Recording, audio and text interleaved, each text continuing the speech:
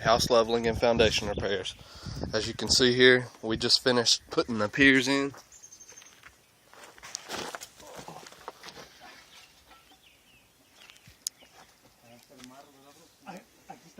And we shimmed them off with steel. This is the corner.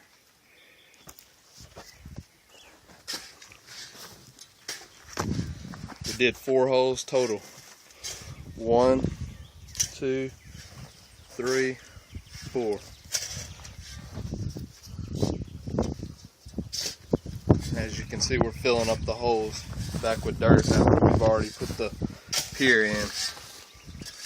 So now we're just finishing everything up, getting the dirt put back in the holes, and we're gonna pack the dirt real tight.